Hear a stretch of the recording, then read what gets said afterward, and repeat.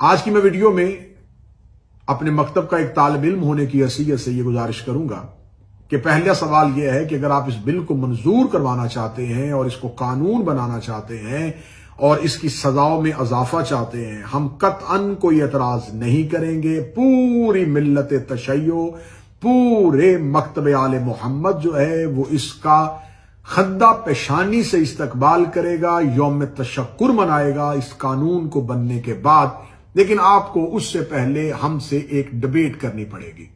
آپ اہل سنت کی سادہ لوہ عوام، جن کو آج تک آپ ممبر کے خطبوں پہ جو کچھ بیان کرتے رہے وہ انہیں حق سمجھتے رہے، کتاب تک ان کی رسائی نہیں ہونے دی، علوم تک انہیں پہنچنے نہیں دیا، اور ان کے مدارس سے لے کے آپ نے کالجز یونیورسٹی میں اپنے تعلیمی نصاب میں ان کو وہی پڑھایا جو آپ زہر نسلوں کے دلوں میں گھولنا چاہتے تھے۔ اب ہم ایک ڈیبیٹ کرتے ہیں، اس ڈیبیٹ کا آغاز بھی ہم قومی اسمبلی سے کرتے ہیں۔ قومی اسمبلی میں وہ ڈیبیٹ ہوگی، لیکن قومی اسمبلی اس وقت سیاستدان اس سیٹوں پہ نہیں بیٹھے ہوں گے۔ سیاستدانوں کا مذہب سے کوئی تعلق نہیں ہے، وہ مذہب کو صرف اپنے الیکشن کے دنوں میں سیاست اور ووٹ کے لیے استعمال کرتے ہیں۔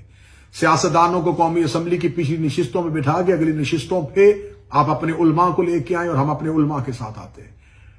اسپیکر قومی اسمبلی کی سیٹ پہ چیف جسٹس آف پاکستان بیٹھ جائے اور 4 دوسری سیٹوں پہ میرے معزز سپریم کورٹ کے ججز صاحبان بیٹھ جائیں۔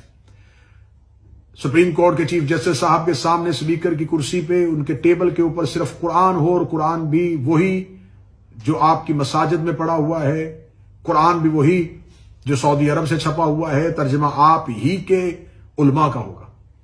قرآن سامنے رکھ لیا جائے گا اور اس کے بعد ایک لمبی ڈیبیٹ کا آغاز کرتے ہیں اور ہم سوالات رکھتے ہیں۔ یہ سوالات سوشل میڈیا پہ میں سادہ لو اہل سنت، وہ عوام جو جن کو سمجھانے کی کوشش کی جا رہی ہے کہ شاید شیعہ جو ہیں وہ اس بل اور قانون سے اس لیے گھبرا رہے ہیں کہ وہ صحابہ کی توہین کرتے ہیں۔ میں سوال رکھنا چاہوں گا کہ آپ سب سے پہلے ہمیں یہ بتائیں کہ رسالت مآب صلی اللہ علیہ وآلہ وسلم کے فرامین کو ترک کرنے والے افراد کون تھے؟ آپ یہ بتائیں کہ واقعہ عقبہ میں رسالت مآب صلی اللہ علیہ وآلہ وسلم کی اونٹنی کو پہاڑی سے نیچے پھینکنے والے افراد جو تھے، جنہوں نے یہ پروگرام بنایا تھا، وہ کون تھے؟ وہ 12 منافقین جن کے نام رسول اللہ نے حذیفہ یمانی کو بتائے تھے، وہ 12 لوگ کون تھے؟ وہ کون سا فرد تھا جو ساری زندگی حذیفہ یمانی سے پوچھتا رہا کہ ان ناموں میں کہیں میرا نام تو نہیں ہے؟ پھر آپ ہمیں یہ بتائیں کہ رسالت مآب صلی اللہ علیہ وآلہ وسلم کے سامنے اونچی آواز میں گفتگو کرنے والا کون تھا؟ کس کے لیے قرآن کی آیت آئی کہ خبردار میرے نبی کے سامنے اونچی آواز میں بات مت کیا کرو؟ وہ کون سے لوگ تھے جو ازواج مطہرات کی عزت نہیں کرتے تھے اور خدا کو قرآن میں نص دینی پڑی؟ وہ کون سے لوگ تھے جنہوں نے نبی کو کاغذ قلم دینے سے انکار کیا تھا؟ وہ کون سے لوگ تھے جن کو حجرے سے رسالت مآب نے یہ کہہ کے نکالا تھا کہ میرے گرد شور نہ کرو؟ وہ کون سے لوگ تھے جنہوں نے رسالت مآب صلی اللہ علیہ وآلہ وسلم کی زندگی میں مسجد کے اندر بیٹھ کے رسالت مآب کے خلاف گفتگو شروع کی اور قرآن میں سورہ منافقون اتر آئی؟ وہ قرآن میں سورہ منافقون کی آیات جو تھی وہ آیات کافروں کے لیے نہیں تھی، یہودیوں کے لیے نہیں تھی۔ ان آیات کے مصداق اس دور کے کون سے افراد تھے؟ بعد از رسول جناب رسالت مآب کی دنیا سے جانے کے بعد آپ ہمیں بتائیں کہ رسالت مآب کے جنازے پہ شامل ہونے والے افراد کون تھے؟ جن کو رسول کے بعد خلافت اور حکومت ملی، وہ جنازہ پیغمبر میں کہاں تھے؟ وہ رسول پاک کی تدفین اور تکفین کے وقت کہاں پر موجود تھے؟ رسالت مآب صلی اللہ علیہ وآلہ وسلم کا جنازہ کس نے پڑھایا اور کتنے افراد رسول کے نماز جنازہ میں شریک ہوئے؟ بعد از رسول جناب رسالت مآب کے جانے کے بعد سقیفہ بنی سعدہ میں جو خلافت تقسیم ہوئی، جو اجماع ہوا، وہاں پر جو شور ہوا تھا، وہ شور کرنے والے افراد کون تھے؟ سعد بن عبادہ انصاری قبیلہ خزرج کے سردار کو وہاں پر مکوں، تھپڑوں اور ٹھڈوں کے ساتھ مارنے والے افراد کون تھے؟ جن لوگوں نے بیعت خلیفہ کی نہیں کی تھی، ان کے خلاف شورش برپا کرنے والے کون تھے؟ منکرین زکوٰۃ کا بہانہ بنا کر قبائل پہ حملہ کروا دینا اور مالک بن نویرہ کو قتل کرنے والا فرد کون تھا؟ کون تھا جس نے مالک بن نویرہ کو قتل کرنے کے بعد ان کی زوجہ کے ساتھ زنا بالجبر کیا تھا؟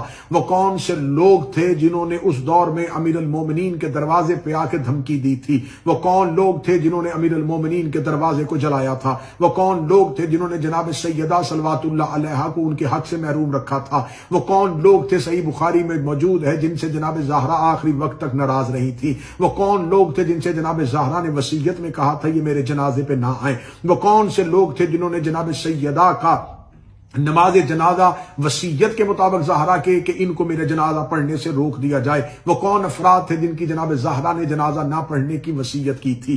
وہ کون سے افراد تھے جنہوں نے امام حسن علیہ السلام کے جنازے پہ تیر برسائے تھے؟ وہ کون سے لوگ تھے جنہوں نے امام حسن علیہ السلام کے خلاف قیام کیا تھا؟ وہ کون سے افراد تھے جنہوں نے امام حسین علیہ السلام کے خلاف بیعت یزید کی تھی؟ وہ کون سے افراد نے جنہوں نے یزید کا ساتھ دیا تھا؟ وہ کون سے افراد تھے جو ہر دور میں آئمہ کے مقابل کھڑے رہے؟ وہ کون سے لوگ تھے جنہوں نے مدینہ میں واقع حرہ پہ بیت اللہ اور مسجد نبوی کی توہین کی تھی؟ یہ تمام سوالات جواب طلب ہیں۔ ان تمام سوالات کے جواب جب آپ کو مل جائیں گے، اور وہ تمام افراد، ہم شیعوں کی کسی سے ذاتی دشمنی نہیں ہے، کسی نے ہمارا باپ دادا قتل نہیں کیا ہوا، کسی نے ہماری جائیدادوں پہ قبضہ نہیں کیا ہوا، ہم لڑ رہے ہیں تو اہل بیت کے حقوق کے لیے، ہم لڑ رہے ہیں تو رسول اور رسول کے خاندان کے حقوق کے لیے۔ آپ ہمیں بتائیں کہ کیا ہمارا جرم یہ ہے کہ ہم نبی اور نبی کی اولاد سے وفا کر رہے ہیں؟ کیا ہمارا جرم یہ ہے ہم نبی اور نبی کی اولاد کے دشمنوں کو تسلیم نہیں کر رہے؟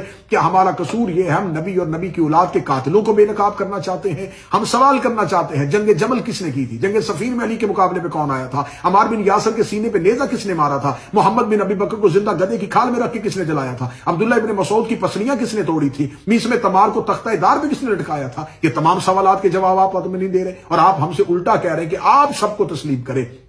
پہلے آپ کو بتانا پڑے گا، قاتل علیحدہ کرنے پڑیں گے، مقتول علیحدہ کرنے پڑیں گے، ظالم علیحدہ کرنے پڑیں گے، مظلوم علیحدہ کرنے پڑیں گے، مومنون علیحدہ کرنے پڑیں گے، منافقون علیحدہ کرنے پڑیں گے۔ جس دن آپ نے خلوص سے دل اور صاف نیت کے ساتھ یہ کام سر انجام دے دیا، قرآن اور آپ ہی کی احادیث کی کتابوں سے آپ نے نبی کی توہین کرنے والوں کو، رسول اللہ کی توہین کرنے والوں کو، اہل بیت کی توہین کرنے والوں کو مجرم ڈکلیئر کر دیا، اس کے بعد جو افراد بچ جائیں گے وہ محبان رسول اور اہل بیت رسول ہوں گے۔ ان صحابہ کے پاؤں کی جوتی کے تلوے پہ لگی ہوئی مٹی بھی ہم شیعہ اپنی آنکھوں کا سرما بنائیں گے، ان اصحاب پیغمبر کو ہم معتبر سمجھیں گے، ان کی توہین کرنے والے کو ہم سزائے موت کا قانون بننے کی حمایت بھی کریں گے، ساتھ بھی دیں گے، اور یہ زور اور مطالبہ بھی کریں گے کہ ایسا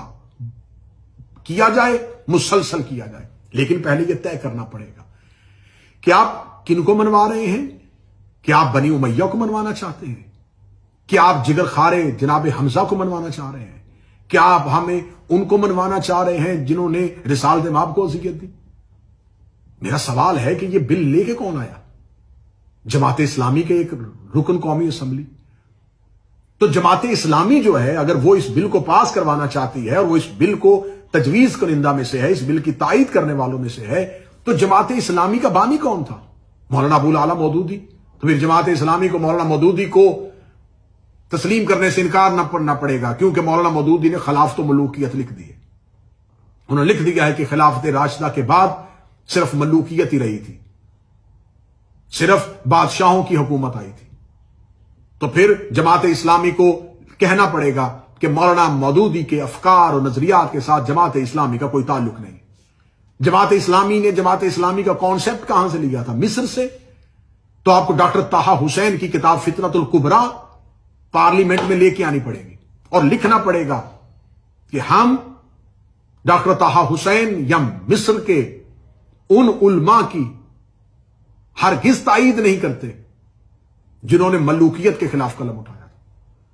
پھر آپ کو صحیح بخاری چھوڑنی پڑے گی، پھر آپ کو مسلم چھوڑنی پڑے گی، پھر آپ کو مشکات کا انکار کرنا پڑے گا۔ کر دے پھر انکار۔ دو رستے ہیں، یا آپ اپنی ان کتب کا انکار کریں کہ ان تمام کتابوں میں جو لکھا ہے وہ تمام کتابوں پر لکھا ہوا غلط ہے، اور ہم ان تمام کہ ہم بخاری کے نظریات سے، ہم مسند کے نظریات سے، ہم احمد بن حنبل کے نظریات سے، ہم امام مالک کے نظریات سے، ہم ابن خلدون کے نظریات سے، ہم شبلی نعمانی کے نظریات سے، ہم مولانا ابو الاعلی مودودی کے نظریات سے سب سے ہٹ کے ہیں، تو پھر آپ کوئی اور فرقہ ہے۔ اگر آپ یہ کہیں بخاری بھی ہمارا، مسلم بھی ہمارا، احمد بن حنبل بھی ہمارا، امام مالک بھی ہمارا، شبلی نعمانی بھی ہمارا، مولانا ابو الاعلی مودودی بھی ہمارا، اور قانون بھی ہمارا، ایسا نہیں ہوگا۔ پھر آپ کو یا تو انہیں چھوڑنا پڑے گا، یا جو سوالات میں نے رکھے ہیں ان سوالات کا جواب آپ کو پارلیمنٹ ہاؤس میں دینا پڑے گا۔ پھر جو لوگ بچ جائیں گے، پھر جو افراد بچیں گے، تو ہم کون ہیں جو یہ کہہ سکتے ہیں کہ صحابہ کرام کی توہین ہونی چاہیے، صحابہ کرام کی عزت ہونی چاہیے، لیکن دشمن آل محمد کی عزت نہیں ہونی چاہیے، عدو اہل بیت کی عزت نہیں ہونی چاہیے، جناب سیدہ کے دشمنوں کی عزت نہیں ہونی چاہیے۔ ہمارا تو صرف اتنا ہی مطالبہ. اگر یہ ہمارا مطالبہ غلط ہے تو میرے اہل سنت عوام جو سن رہے ہیں وہ بتائیں